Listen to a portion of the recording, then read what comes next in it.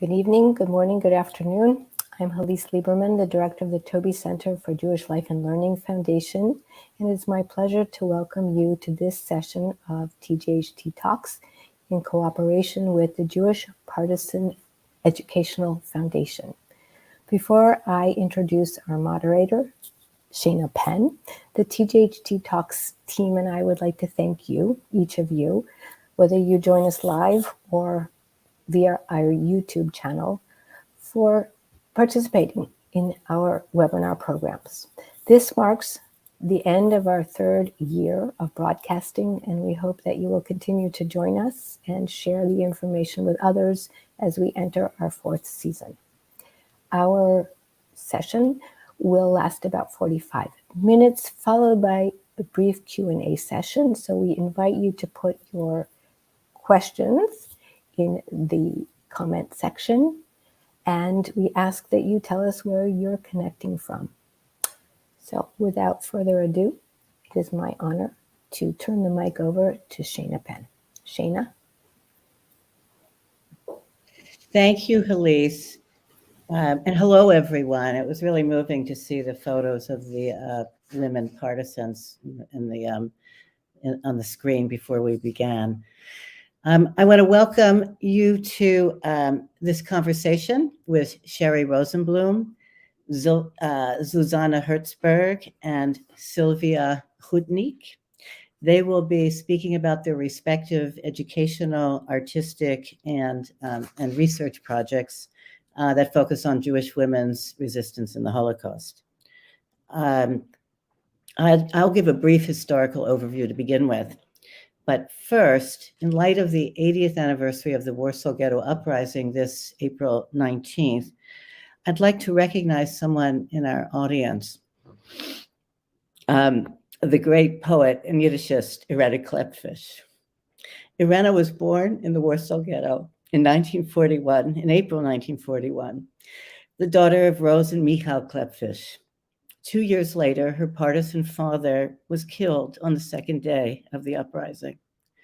Earlier that year, Michał had smuggled Irena and Rose out of the ghetto, and both survived the war, eventually immigrating to the United States. Witamy, Irena. 40 years ago, in 1983, a landmark event took place in New York City. The first conference on women in the Holocaust, women's experiences surviving the Holocaust, was organized by Dr. Joan Ringelheim, the pioneering scholar on gender and the Holocaust. She brought together academics and survivors, including Vladka Mead, a Warsaw Ghetto Uprising partisan who had written a very important memoir. 40 years ago, it was taboo, even a sacrilege, to differentiate women's and men's experiences in the Holocaust. Since then, though, with thanks to many researchers and scholars such as Dalia Ofer and Lenore Weitzman, among others, the attributes and experiences that were unique to women as well as unique to men have enriched our understanding of how individuals, families, and communities coped with this horrific assault. Resistance in the Holocaust took many forms, and we don't rank them. Armed battle, cultural resistance, such as documenting Nazi atrocities, social resistance, such as teaching children, and survival itself, finding ways to feed and shelter one's family, helping one's children to escape, or leading one's family to escape. Throughout history, the demands of war have loosened conventional gender roles and attitudes, no less than the Holocaust. Gender norms loosened, and at the same time, Jews strategically drew on gender-specific skills and tactics to aid their survival and resistance. So I give a couple of examples here. Women usually took up reconnaissance work, as it needed to be done in public, smuggling supplies, passing messages, traveling between ghettos and camps to discuss strategy, and starting in 1942, mobilizing resistance. Because Jewish girls, more so than boys, were taught in secular schools and later worked in secular environments, they tended to more proficiently speak their national languages and they could more easily pass as Polish, Lithuanian, etc. In addition, quite obviously, circumcision made Jewish men physically vulnerable to exposure. Plus, the occupiers and their collaborators tended to hunt for men, underestimated women. They didn't realize that before the war, many teens participated in socialist, Zionist, and communist youth movements that advocated equality. And these empowered young women to assert themselves in their groups and later in their anti-Nazi operations. Today, the subject of Jewish women's resistance during the Holocaust is a serious field of study in academia, the arts, and education. As with other aspects of Holocaust history, pertinent new themes and understandings are still coming to the fore. It's especially in this context that I'm pleased to welcome my colleagues to share their projects and insights with us today. So I'd like to start by inviting Sherry to speak about the Jewish Partisan Education Foundation and its focus on Jewish women partisans. Thank you, Sherry. You're on mute. Thank you so much, Shana. The Jewish Partisan Educational Foundation has been around since 2000, and we were founded specifically to tell the story of Jewish armed resistance during the Holocaust, something that was a little known subject before our organization came into existence. And the way that we started really was a lot of impetus from families of Jewish partisans themselves and their second generation children who felt that these stories really needed to be told. The narrative of the Holocaust is not complete without the stories of resistance. And it's terrible that the myth of sheep to the slaughter was allowed to be perpetuated for such a long time, that all of the stories that Shana has so brilliantly laid out already, the various ways that Jews resisted during the Holocaust, were ignored for such a long time. I think Elie Wiesel said it so well when he put in his quote where he says the question is not why the Jews did not fight, but how so many of them did, tormented, beaten, starved. Where did they find the strength, spiritual and physical, to resist? So in 2000, our founder, Mitch Braff, met a Jewish partisan really by chance and wondered how in his entire Jewish education he had not heard the story of the armed resistance of the Jewish partisans, and decided at that point that it was time to begin interviewing Jewish partisans to take their testimonies and to make sure that these stories were kept and publicized, and so that the world knew about armed Jewish resistance of the partisans. Kuba, could you go to the first slide? And this is how the Jewish Partisan Educational Foundation started. And interestingly, the very first partisan that was interviewed was a female Jewish partisan. If you could go to the second slide, Sonia Orbach, who was living in our own backyard in Marin County. Our organization is based in San Francisco. And Sonia was a young 17-year-old woman when she escaped with her family from Lubmol, Poland, into the forests of Poland. And they were accepted, which was a very unusual situation, into an all-Russian partisan unit. They were the only Jews in the unit, and they were accepted because her uncle had scouting skills. And that's a whole nother story, which maybe we'll get into later. And thus the Jewish Partisan Educational Foundation was born. And if you could go to the next slide, Kuba, this is a picture of her with her son. And he and Sonia began to introduce us to other Jewish partisan families. And we continued to amass more and more Jewish partisan interviews. and created a library of now 54 Jewish partisan biographies and interviews that live on our website. We also, as you can see, which we'll talk about in a minute, this is Sonia's study guide that is available as part of our curriculum to students all over the world. If you could go to the next slide, Kuba. And we have partisan interviews that students everywhere in the world can access our website and learn about the experiences of the Jewish partisans,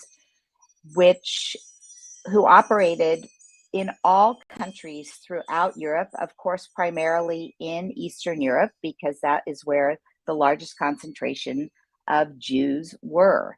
And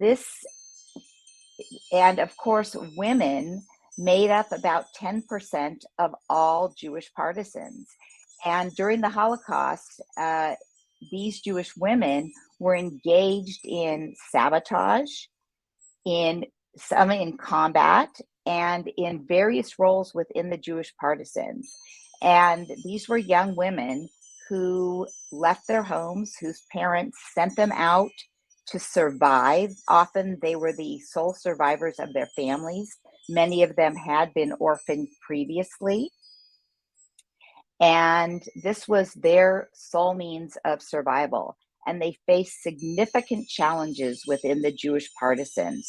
First of all, the Jewish partisans, particularly if they did not end up in a Jewish unit, which were rare to have all Jewish units, if they ended up in a Polish or Russian partisan unit, they were faced with anti-Semitism. And then they had the added challenge of being a woman. And so what these women did in defying gender roles, particularly you're thinking this is 1940 for the times, was just amazing. Their bravery, their tenacity, their resilience was absolutely incredible. And what we do with the curriculum that we offer and sharing the stories is really a way to empower young people today to be able to realize their potential in fighting back against anti-Semitism and hate in their own lives and in their own communities. And later on, we're going to visit the lives of 3 different Jewish partisans, one in Eastern Europe, one in Greece, and one in Italy, so that you can have a little bit more insight into some of the things that they accomplished. But I want to turn it back to Shana now to give an opportunity to my colleagues to share their projects with you as well. Thank you so much, Sherry. You know, what amazes me about Jewish Partisans Educational Foundation is that it's a grassroots initiative. It came from families who felt like academia was not looking at one of the most important aspects and a very important aspect of Jewish experience, and that is resistance. So we'll talk more about that in a minute. Zuzana, so glad to be here with you. And you've just opened a new exhibit. And we're hoping that you will start by describing your entree into this theme, into your focus on Jewish women's resistance in the Holocaust. Please let us know how this has led to the artistic projects. They're traveling around Europe and the US and in Poland. Eager to hear from you. Thank you. Hi to everyone. It started a little bit earlier, like in 2014. I was doing performances in the small town Zelów, which is like typical pre-war shtetl. And suddenly, in one moment, the Radical National Organization, the same which pre-war was responsible for torturing people, for ghetto benches, the city gave them public money to organize the commemoration of so-called cursed soldiers. And at that time I said, like, cursed soldiers in Poland, it's this term that people were not spoken about. And I said that I disagree with this, and I start to speak with people, with my friends, that actually the soldiers we are not speaking about, those are people like my grandfather who were Jewish partisans, who were also fighting in international brigades. And then I realized that people do not know what international brigades were. So I felt that as torchbearer of these values, I will do the performance about this. So 2 years later, on the 80th anniversary of the beginning of fight during the Spanish Civil War and military coup of General Franco, I introduced to the public narration the subject of people, mostly Jewish people, who went to fight in the international brigades. And then it happened that I've done it in the public space in front of the Tomb of Unknown Soldiers during the National Commemoration Day, that it went viral, that it comes out that it was first commemoration of people fighting in international brigades in Poland and in a whole post-Soviet bloc. And this narration was somehow taken by other people, which is nothing better which I could think about, dream about. But suddenly, who is taking care about the military stories? They were guys. And they published the information that it were only 60 women from Poland fighting in international brigades. And already at the time, I have almost 100 Jewish Polish women fighting there. So because they were my friends, I asked them, like, guys, it's not okay. Those are not proper data. But they didn't change this information. So for me, it was starting point to do the work about women who were fighting in international brigades. And then I realized that lots of them, after Spanish Civil War collapse, they were in the resistance during the Shoah. In different countries, wherever they were very active. So the next point for me was the conversation with my other colleague, who is like historian. He's working in one of the Holocaust museums in Poland. And he told me, like, but Jewish women, Jewish society was kind of conservative. They were not that present in the resistance. So when someone is saying to me that women were not present somewhere, it's like the red light. So I start to research this, as I already knew from previous project that it's for sure not true. And that's how I started to do the project Mechica, Individual and Organized Resistance of Women During the Shoah. And I would like to ask Jakub for the first slide. This is the work. I use the Mechica as a symbol because I hope most of you realize that this is this wall, in some synagogues, walls from textile, and generally the word Mechica means in Hebrew partition. So it's a non-symbolic line of division, but even though in synagogues it's a physical wall or separate space, in our society we face this division everywhere, from the system of education to the historical narration and collective memory, especially in Poland and post-Soviet bloc. It's politically engaged historical memory, and it's very manipulated. So for me, it was also a way to resist the narration which is presented in Poland, but also to teach. I believe that I'm also activist, besides the activism and like different tools which art is giving to me, I think that education is the strongest tool. It's the way how we can change our way of thinking. So I introduced of different pieces of textile, different hair stories connected with certain places of resistance. I would ask for the next slide. So each piece is dedicated to different women or group of women, and I cooperate with archives. I'm buying different photos to introduce their hair stories. And as Sherry said, and Shayna also before, it's not the starting point, it's not the Shoah. It's not like we are waking up one day and we are becoming the activists, no matter if it's today or it was in the past. Everything was built much earlier. And it's like the end of the 19th century where Jewish women are very present. It was also connected with this, that in the former Pale of Settlement, also in the Russian Empire, women were not facing the death penalty. Men could be killed on the spot, but women no. Women need the decision of the Tsar to be killed. That's why Jewish women especially were very present in armed resistance, because then they could escape, run away, bribe people, and they could save their lives. So from the end of 19th century, you can see how Jewish women resistance is developing. Also, for those of you who do not know, in the frames of anarchist and anarcho-communist resistance, 75% it was Jewish people fighting. And then it's switching like to international brigades, very strong presence of Jewish people who felt that it's first clash with fascism.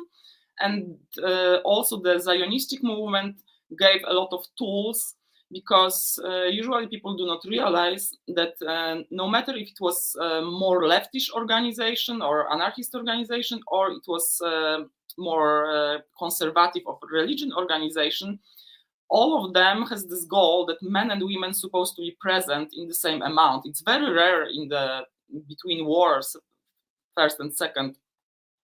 So on the more conservative and religion side, it was like the family, it's men and women. So that's why in the organization, they both should be present. And then the more we are going to the left of the identity, political identity, it was because of the equality.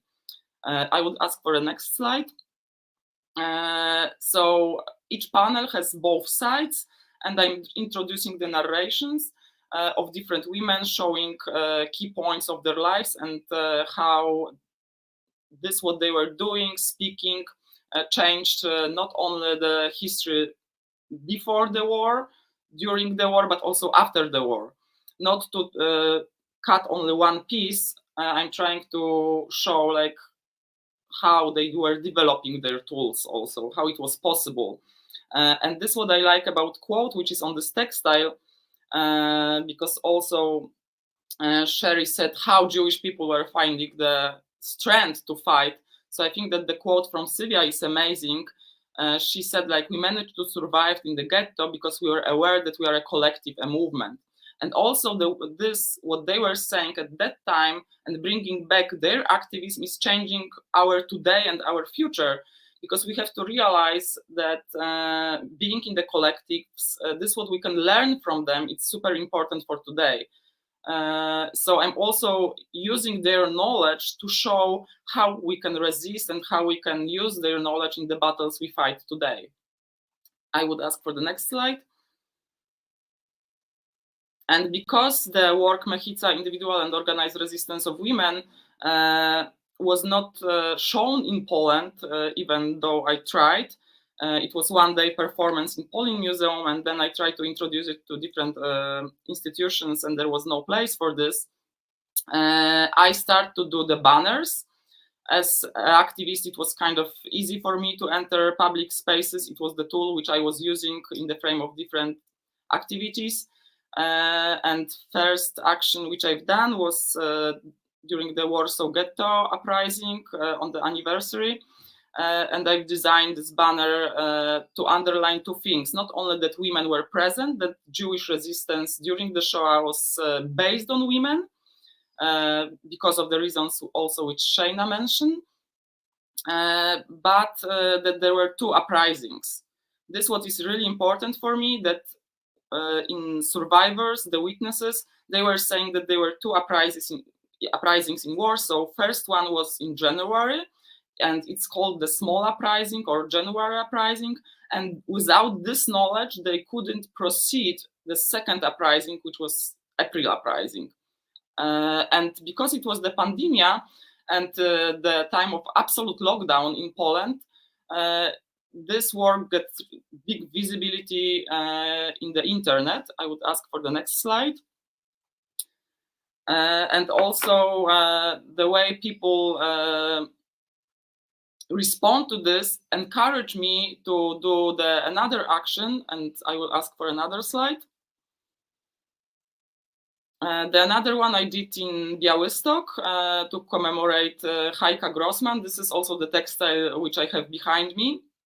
Heike Grossman was amazing, and I thought like that when I saw the schedule of commemoration in Białystok, and it was some history lessons, but all of them, they were about Orthodox Jewish life in the nearby shtetls. And for me, it was like kind of surprising. There is the anniversary of uprising in Białystok, and there is not even a one word about people who were fighting in the ghetto. So my perspective was that someone has to introduce this subject there. And the response was really nice. This year I will have the exhibition in Gallery Arsenał. I will also continue my performance about Jewish women fighters from Białystok and in Białystok. And I will also speak about Heike Grossman. You can see the photos describing points of her life. I also speak about her after-war activity, political activity. And I will ask for the second slide. And this what's important for me, that what those women were saying, it's contemporary message for us. So for example, Heike Grossman was saying that we're supposed to not cry about this, what happened, that she is asking us for a deeds, and that we have to fight for social justice today, which is very important. Other fighter, Tova Altman, she was giving us very important lesson, which we can forget as an activist and as a fighters, as a women, with our everyday battles, that we cannot forget about small things, that we have to be happy from the moments with our friends, from the smell of flowers. And Tova was saying, and Heike Grossman is giving us this knowledge because it was their private conversation. And this what the one of them is saying to the other is, you cannot see and look only the ugliness of the world, only the cruelty of the world, because you will never be a good fighter. And actually, we cannot allow evil to get inside us. We have to really care about each other, about mutual care, see all the positives, because this is giving us will to life. And they were underlining this, that small moments are very important and everyday life is very important. Yeah, I don't know if I didn't cross the time, so yes, maybe we'll finish here. Okay, thank you so much, Susanna, and I look forward to seeing. I see that some of your the slides have captions that say you were at the Berlin Biennale and then you were in Białystok and Warsaw. I hope we can talk about the differences showing in these different cultural contexts next round. But now, Sylvia, tell us the starting point for your interest in this subject. It has led to your co-editorship of a forthcoming anthology on Jewish women partisans in the Warsaw Ghetto Uprising, which will be released very soon. Sylvia. Thank you very much. Just let me start with the fact that I has been dealing with her story since 2007, initially in the context of urban topography due to the fact that I'm a city guide in Warsaw. So in 2011, I published my book, Warsaw of Women. And of course, there was a chapter about Muranów, Lejdri, based on the history of the Warsaw Ghetto, but also the pre-war so-called Jewish district. So the longer I work on research, the more unknowns I had. For example, about the history of women in the ghetto. I saw one of the comments here that somebody is working on the translation of Rachela Auerbach text. So I'm really happy. Karolina Szymaniak, one of the author of our text in the Anthology, is also, I think, the most important researcher of Rachela Auerbach work. So this was one of those person that it was also very important for me as a writer and as an activist who just distribute the food inside of the Warsaw Ghetto.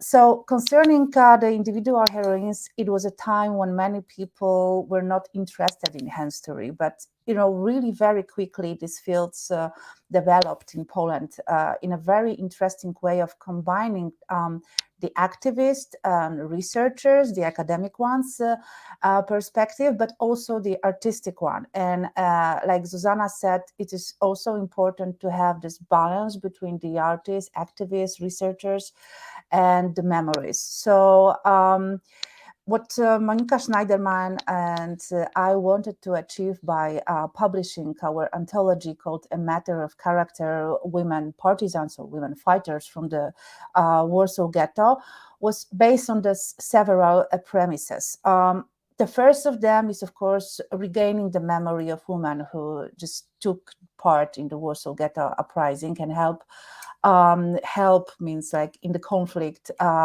And this is more like stereotypes way of thinking about the women part in the ghetto uprising, just to help, not to be a part, the priority of this fighting.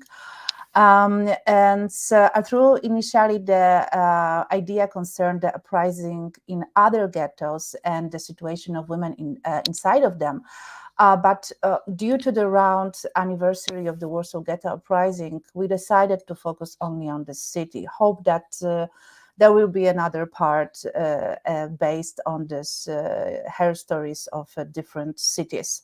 So inspired by the work of Susanna Herzberg, but also by the really wonderful researchers and my other colleagues, I thought that together we can create a kind of a map of stories about the time, but above all give voice to women who usually appeared in official history as an, like I said before, addition to a man or initials lost in a footnote. So one of the texts from our anthology of Hanka Grupińska, the last text in book, this is some kind of this list. Some of the women have the name and surname, some of them not only known by the name, like somebody just said about the girl who knows or saw on the Warsaw Uprising, and that's it. So sometimes the informations are 2 or 3 words, but this list in our book is some kind of very symbolic way of thinking about the hair story. Sometimes you don't have enough information, but it's also important to take these women into our official or universal memory. So 13 women authors, 15 authors, sorry, and 13 heroines from the Warsaw Ghetto Uprising. I think this is one of the book that is also important to notice that there's not only a perspective, like I said before, on the level of activism, academic research, and artistic way of thinking. Besides Zuzanna, we also have the text of Agnieszka Glińska, the theater and film director and the movie maker. So it is also a way of thinking about generally very emotional stories that are important for us. And I know it sounds not so popular in this academic area. When you start to feel about your emotion, most of the people said, no, it's, it's not a research. But I think it's also good to know that the stories of these women fighters, women partisans, are very important for us as a women, as a people here in 21st century. So it's a kind of continuum of this heritage, of this knowledge. And I think it's also important part of our book. Thank you. Thank you, Sylvia. I want to add that I think it makes a very big contribution to the scholarship because first of all, and this is being translated into English right now too, but I just want to add that from what I've read of the portraits, I didn't know most of these women, and they're not in English. And you mined resources, which you could talk about a little more in the next round, which make this a very serious work. And I'm very appreciative of that. So I'm also sensitive to time, and I'd love to go another round with each of you. And Sherry, do you think you could tell us very succinctly these 3 different portraits, because each one is fascinating and they're very diverse geographically. So without further ado. Yes. Kuba, could you put up the first slide of the next group of Faye Schulman? It would be in part 2 group. So it's going to be in the right there. Okay. So many of you probably have heard Faye Schulman, who was a Jewish partisan in Poland, and she was born in 1920, and pretty much her entire family was murdered she was from Lenin, Poland. If you could go to the next slide, please, Kuba. And from the time she was about 10 years old, her older brother was a photographer, and he began teaching her his trade. And at age 13, he gave her her first camera. And it was that camera and her skills as a photographer that really saved her life. And when they rounded up the 2,000 Jews of Lenin, Poland, and murdered nearly all of them, her life was spared because she was the only photographer left in Poland, and the Nazis kept her alive to document their atrocities. And in fact, I'm not going to show you the photograph, but they had her photograph the mass grave that they had dug, and she actually recognized her parents in that photograph that she was forced to develop of the grave. And so pretty quickly she realized that the assistant they assigned her was going to be her replacement. And one night when the partisans in the forest came to raid the town, she was being housed with 27 Jews that they had spared, that they needed for different purposes. And the partisans came knocking on the door, and she knew that was her signal that she was to escape to the forest with them. Subsequently, on a partisan raid, she left just with the clothes on her back. On another raid into Lenin, she was able to retrieve her camera, and she became the documenter of the partisan activity for her unit, which was the Molotova Brigade, which was a very large Russian partisan brigade. She was with the Shish detachment. There were 9 detachments of that brigade. She also was their medic because they knew that her brother-in-law had been a doctor. They figured that was the best they had. And she was the assistant to the doctor of that unit, who very much protected her. He was actually a vet. And so Jerry, you have 2.5 minutes. Okay. So, and so she became the photographer. I'm just going to talk about this one photograph because she is thought to be the only known Jewish partisan photographer. She was the only woman in her brigade. This photograph looks like it's a nice little time on the lake. They actually were on a mission. When they got to where they needed to go, the young man with her stepped out of the canoe so that she would not get wet, and stepped on a landmine and was killed. And she later had to make her way in the dark back to her unit on her own in Nazi-infested woods. So let's skip forward, if we could, to, we're going to skip through these 2 slides to Sarah Fortis. So as I mentioned earlier, there were Jewish partisans fighting in all parts of Europe. This is Sarah Fortis, who was born on the island of Chaklis, Greece. And she decided she was going to organize her own all-female Jewish partisan brigade to fight alongside the Andartes. And what she did was she went on a donkey throughout the island, gathering women together to fight. And she was not having any of this gender role business. And she was going to fight right alongside the men, throwing Molotov cocktails. She became so well regarded that they called her Kapitana Sarika. And she really became quite legendary and for what she did. And you can read all about her on our website. Very, very amazing. And if we could go to the next slide of, I don't know what happened here, but anyway, this is Marissa Diena.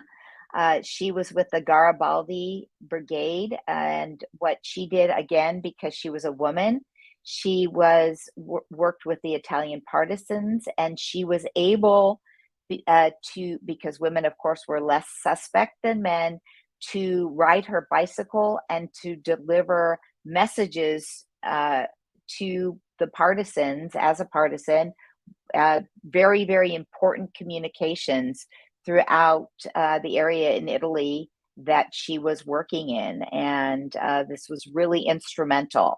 So these women just had such incredible courage and determination.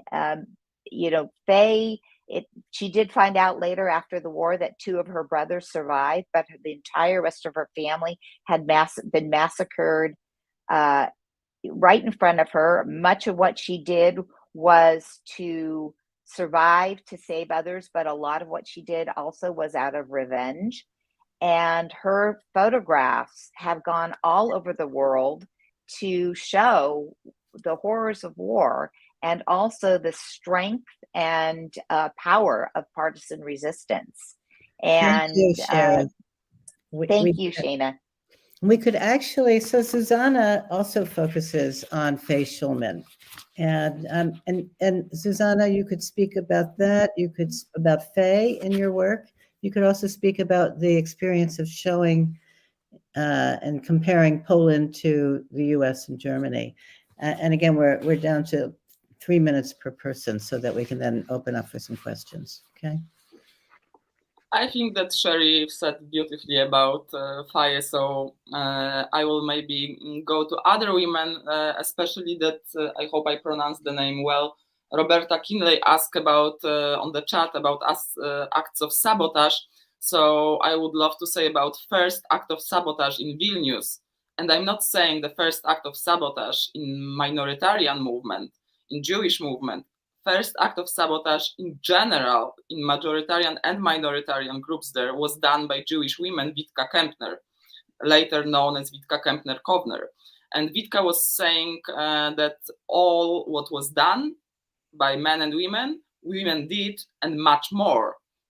So, and also she was member of United Partisan Organization. She was doing a lot of acts of sabotage. She blew up the trains. She was smuggling documents for people. She was forging documents for other people. So she was very active.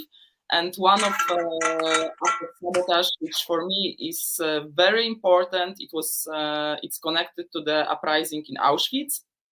And when we are reading books dedicated to this event, usually it's said about the Sonderkommando, which blew up the crematory number 4. But somehow the story about Róża Robota and other women is completely omitted.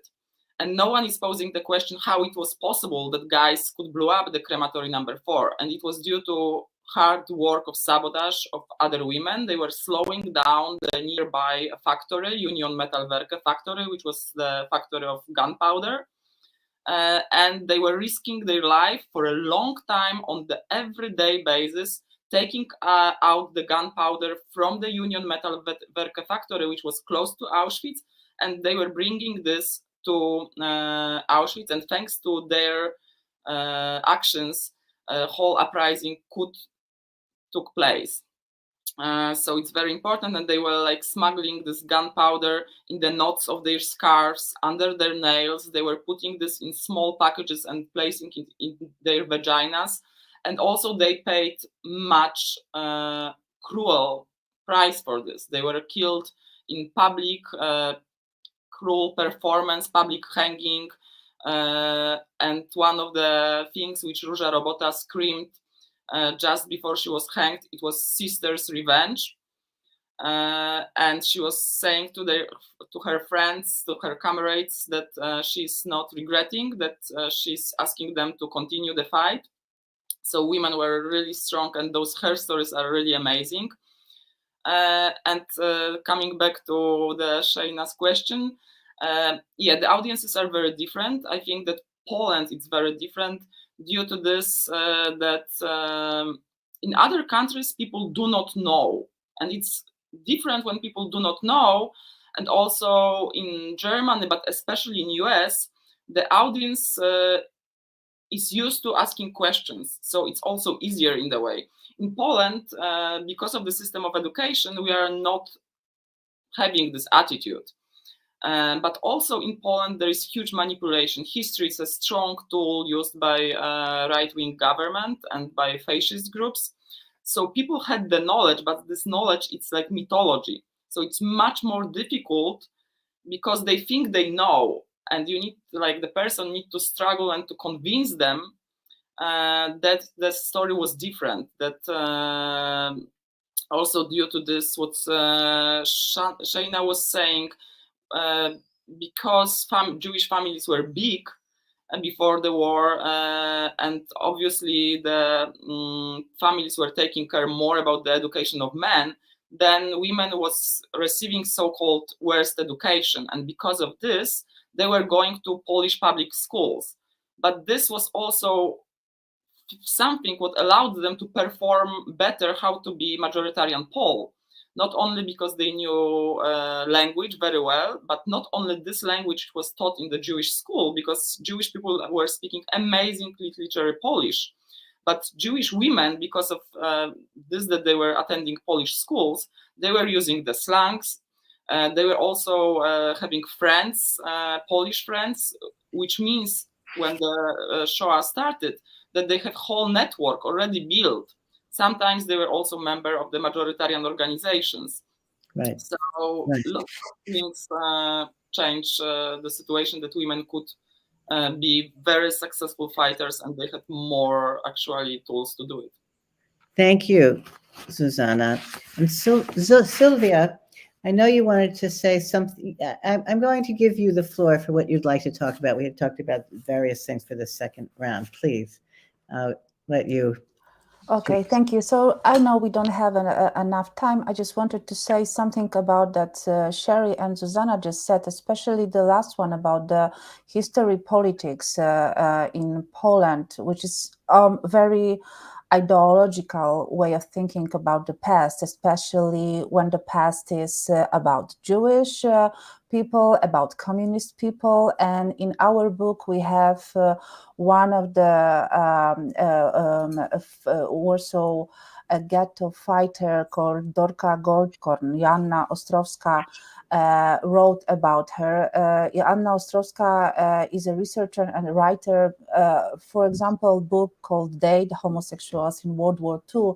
And this book just won lots of awards, also from the International Rainbow Culture Network. But the Dorka is one of the example of communist and a Jewish woman, and she was killed or even shot by one of the cursed soldiers. We also talk about this. And there is a huge myth of these soldiers in Poland now. So for most of the people, to be a communist and a Jewish, it's a very symbolic way of thinking about the Jewish people after the war. So it is based also on this ressentiments of PRL area. So it's not only about the history of the World War II, but also the times that came after this. So the first one. And the second, I saw it on the comments that there is a Jerzy Warman here. Hi, Jerzy. And actually, he's the author of the words that are the title of our book. So thank you for it. A Matter of Character. And Agnieszka Glińska wrote a text about his mother. And this is also important to notice her here. Bronisława Warman, Bronisława Feinmeser, and variant, the one of the main of the surname is Maria Zawistowska. And it was also one of these texts that we are glad to have the contact with the family, and it's not so easy to find people, and it's not so easy to find the information from the first hand. So thank you, Jerzy, once again for participating in this anthology, and to have our great stories about your family. And about the time that usually we have almost nothing and know nothing about the context of this heroine. So for me, I think it's now the end, but hope that there will be questions about it. Any questions that you? Oh, yes.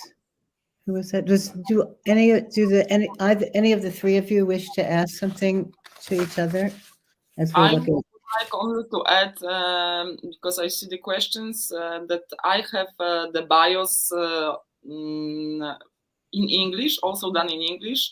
I've read lots of books about this, also the testimonies of women, because I'm visual artist, so I have like website accessible to all. So if someone would like to write the email to me, then I will be happy to share the parts of the bios in English, which I have, so people could search more or give the data about books, because lots of, maybe not lots, but part of the women wrote about their experience, wrote their testimonies. And also this was it's the difference between the testimonies of the women and testimonies of the men, that men usually are saying, I did this, I was here. And women are always underlining other people, other women around. And also they are saying like we the movement, so we can get much broader knowledge from the testimonies and the books of other women. I wanted to say that I think that's true. You could also email me. There are a lot of books. Of course, Faye Schulman has her memoir. Sonia Orbach, who I showed you at the beginning, has a memoir. We have quite a few Jewish partisan biographies. We just participated in a podcast that we helped Amazon do on Vitka Kempner, who I think a lot of her notoriety, she had to wait till Abba passed away before she really got her due. And we did that because we have all of her interview tapes that we translated from Hebrew. But it's a great podcast, and they also did one on Anna Heilman, who was one of the survivors of the one of the survivors of the Sabotage survivors of the crematorium blow up. She's the younger sister that actually survived, that they never knew she was part of it, and that they did a great job. So please feel free to email me, reach out at the Jewish Partisan Educational Foundation, and we could turn you on to multiple resources. We will be Toby Center will send out a resource list too for everyone who's participating. I was wondering if we could just have one more from Sherry, say something about your educational activities and your reach. What are you doing? Absolutely. Okay. So, our reach is international. We have lesson plans for teachers from grades 6 through 12 that are downloadable for free. And we also have professional development courses. We have 9 of them on our website that offer continuing education credits. We are now in the process of building 4 web quests for students that are going to be available in about a year through a grant that we received that we're very excited about. And we have a photography exhibit that is Faye Schulman's photographs. There are 28 of them that travels all over the world that will soon be available to look at online. And we have brought the lessons and the history of the Jewish partisans to millions of people over the past 22 years who previously did not know anything about this hidden history of the Holocaust and did not know anything about this narrative. And it was really a shame. Our resources are used by Holocaust organizations all over the world, and our 54 Jewish partisan biographies also live on the USHMM website. And we have a partnership with Facing History and ourselves that have many of our biographies on the website and use our materials. They now have an entire section on Jewish partisan resistance that was not there prior to 2015.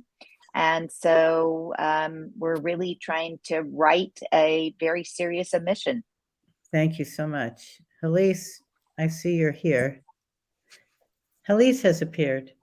has appeared, and I really don't want to interrupt this eye-opening and inspiring and compelling conversation, but unfortunately we do need to close. And while I'm speaking, I will ask Jakub, Sylvia, if it's okay with you to run some of the photos from your book, so that people have a sense of what you've been working on, and some of the heroines. If I'm sure that wasn't their goal in life when they started, we've made them heroes through their actions. So I want to, first of all, I want to thank all of you, Shana, Sherry, Sylvia, and Zuzana. We do have a complaint from our audience, and I have to share it with you. It's just too short. So next time, we hope that we will be able to invite you back, maybe in different groups, but to discuss all of these issues more. You've brought so much light into a very dark space, and as you all said, we didn't even know the space was there. And it's particularly important during this time of year, as some of us prepare for Passover, where we talk about taking the leap, putting yourself out there. And so each of you has brought such a multitude of stories, of personalities, and you're really inspiring. And that's what I think they didn't do it to inspire, but we have to take the responsibility of being inspired and to act. So all of you, thank you. I want to thank all of you for joining us. If you are celebrating Passover, we hope it will be joyous. Easter should be happy, and Ramadan should be meaningful. And we will see you next month as we start our 4th season. Thank you. Thank you. Thank you. Thank you very much. Thank you, Halise and Shana. Pleasure.